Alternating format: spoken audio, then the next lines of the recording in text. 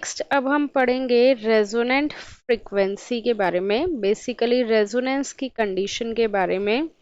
तो सबसे पहले तुमने रेजोनेंस पहले भी पढ़ा हुआ है, राइट? पहले पढ़ा हुआ है ना, इलेक्ट्रिकल में फर्स्ट ईयर में। रेजोनेंस की कंडीशन याद है? क्या होती है रेजोनेंस की कंडीशन, ये बताओ मुझे।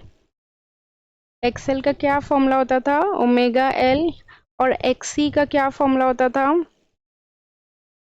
1/ओमेगा सी।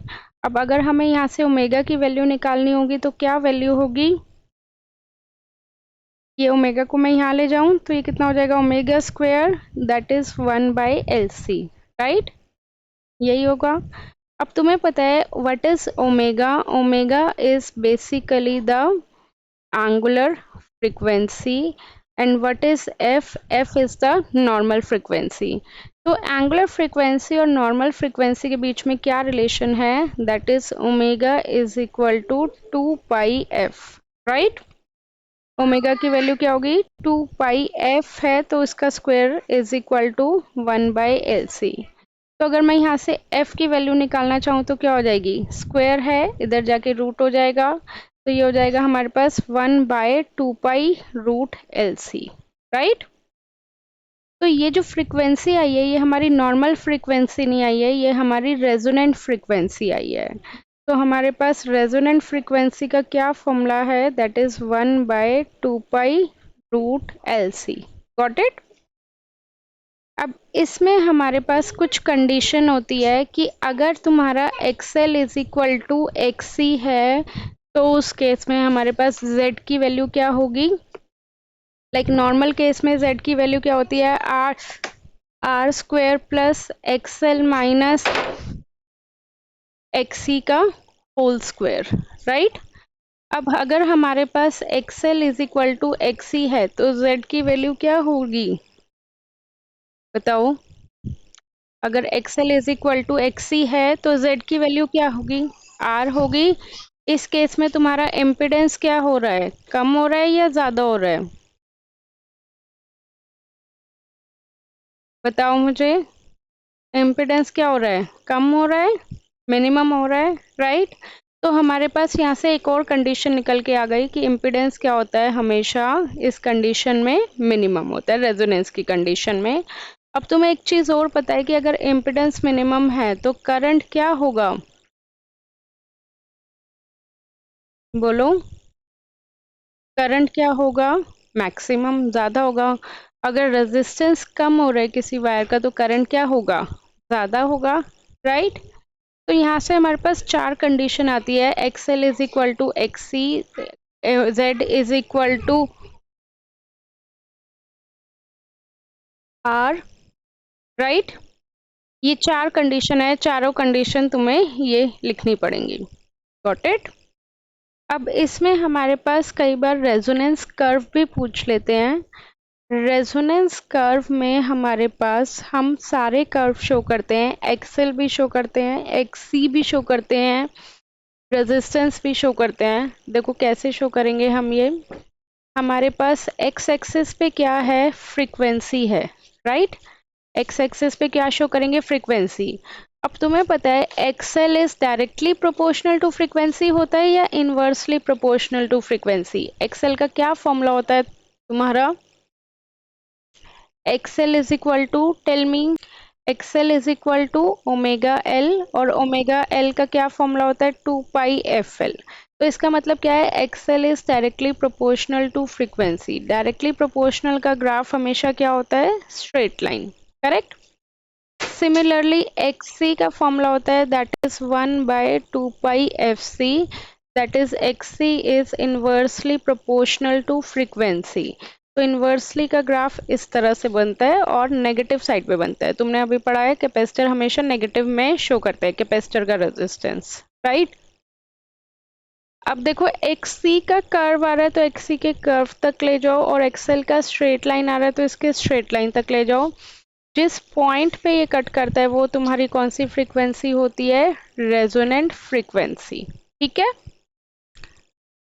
अब तुम्हारा Z की वैल्यू रेजोनेंस की कंडीशन में क्या है? R है। It means it is independent of frequency. Independent है तो हमारे पास Z की वैल्यू क्या हो जाएगी? आर हो जाएगी, राइट। ठीक है, अब इसके बाद पर्टिकुलर रेजोनेंट फ्रीक्वेंसी पे हमारे पास इम्पिडेंस क्या होता है, मिनिमम। इसका मतलब उससे पहले क्या होगा, ज़्यादा, और उसके बाद में भी क्या होगा, ज़्यादा। सिमिलरली पर्टिकुलर रेजोनेंट फ्रीक्वेंसी पे करंट क्या होता है, मैक्सिमम।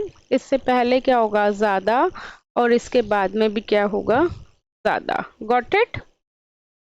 देखो ये वाला क्वेश्चन आकाश से लिया है मैंने, तुम्हारा रेजोनेंस से रिलेटेड। इसमें इन्होंने क्या बोला हुआ है, a circuit having a resistance 20 ओम। तो जो जो बोला हुआ है वो बना लो। सर्किट रेजिस्टेंस कितना है, 20 ओम है। उसके बाद इंडक्टेंस दी हुई है, दैट इज 0.8 हेनरी।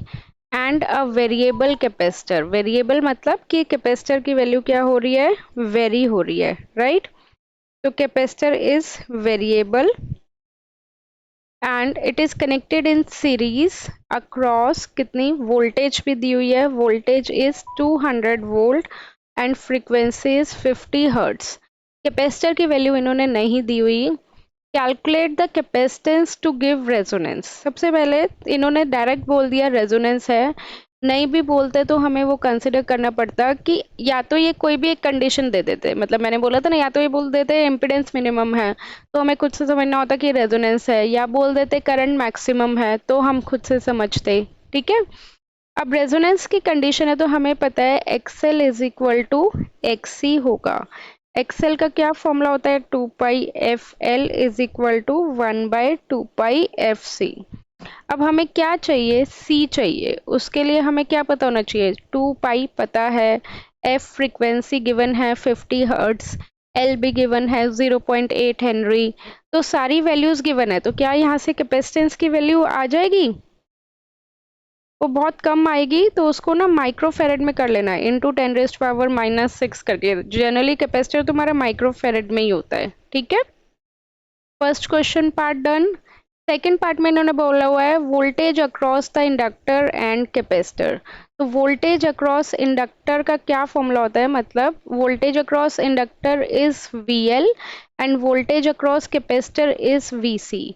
तो वीएल का क्या फॉर्मूला होता है, आई इंटू एक्सएल, और वीसी का क्या फॉर्मूला होता है, आई इंटू एक्सी, राइट। अब हमें आई पता करना है। आई तो इन्होंने नहीं दिया हुआ, बट हमें पता है कि ये रेजोनेंस की कंडीशन है, और रेजोनेंस की कंडीशन में जनरली आई का क्या फॉर्मूला होता है, V/Z। अब Z तुम्हारा R के इक्वल है, तो करंट का क्या फॉर्मूला हो जाएगा, V/R हो जाएगा। ठीक है, यहाँ पे मैक्सिमम स्टूडेंट मिस्टेक करते हैं, वो Z ले लेते हैं। Z में तुम XL XC कंसिडर नहीं करना, क्योंकि Z R के इक्वल है। P पता है हमें 200 है, रेजिस्टेंस पता है 20 है, तो हमारे पास करंट कितना आ गया, 10 एम्पियर। यहाँ पे अब हमारे पास करंट आ गया 10 एम्पियर।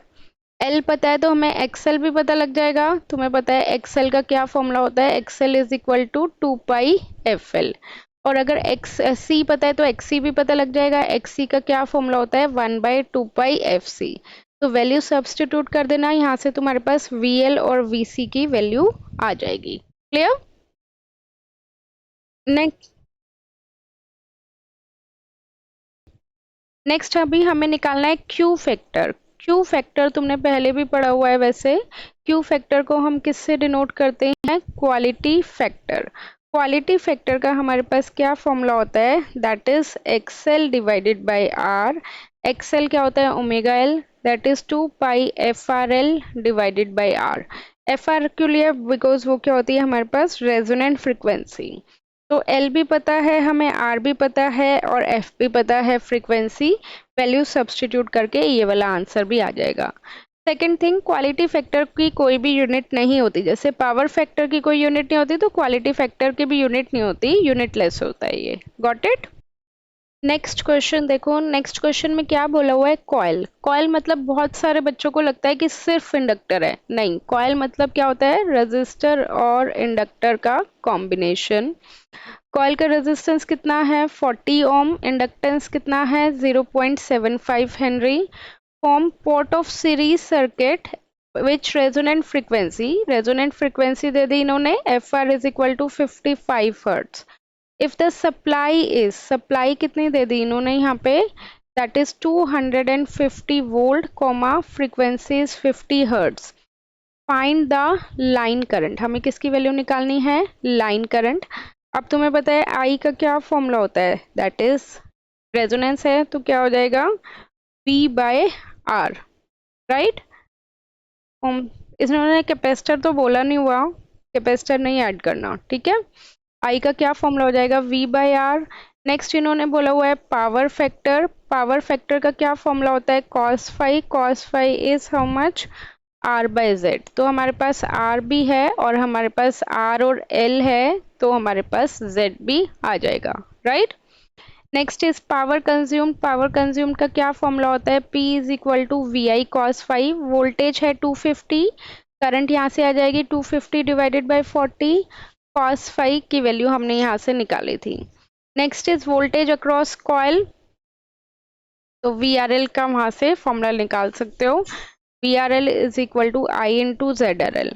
वैसे इस क्वेश्चन में कुछ गड़बड़ है, क्योंकि इन्होंने कैपेसिटर ऐड करने के लिए बोलना चाहिए था कि कैपेसिटर है, तभी इन्होंने कॉइल के अक्रॉस वोल्टेज पूछी हुई है, बट यहाँ पे स्पेसिफिकली कुछ भी मेंशन नहीं है, तो हम कंसिडर नहीं कर रहे।